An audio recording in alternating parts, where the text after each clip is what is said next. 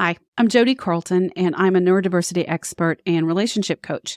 I also specialize in personality disorders and toxic abuse like narcissism and borderline personality. Unfortunately, there's a growing myth that everyone has narcissistic traits, and this is an incredibly dangerous myth because it minimizes the devastating and destructive characteristics of narcissism. People who are in abusive relationships with narcissists are already experiencing extreme doubt and confusion and loss of their own self or ability to think clearly from being systematically gaslighted and strategically unraveled mentally.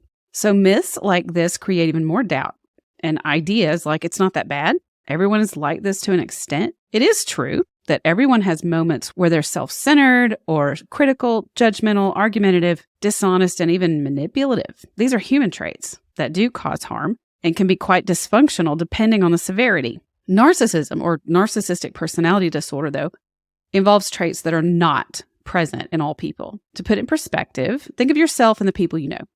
Do you see these following traits?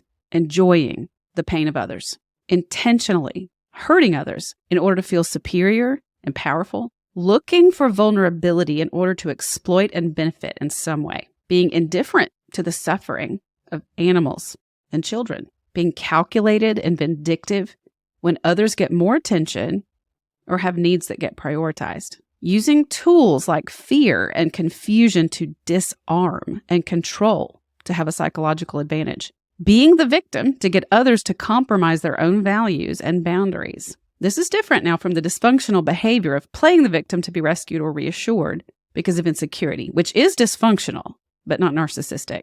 Narcissists use being the victim to get others to compromise their values, their identity, their safety, their integrity, and even their own thoughts and memories. This puts people off balance and gives the narcissist power and control. Their lack of regard for the well-being of others will show up in actions, even when their words sound compassionate and caring. In order to be classified as a narcissist, this characteristic of feeding off of coercive power is required. So I want you to stop and think about these things if you have thought that we're all a little bit narcissistic, because it's just not true.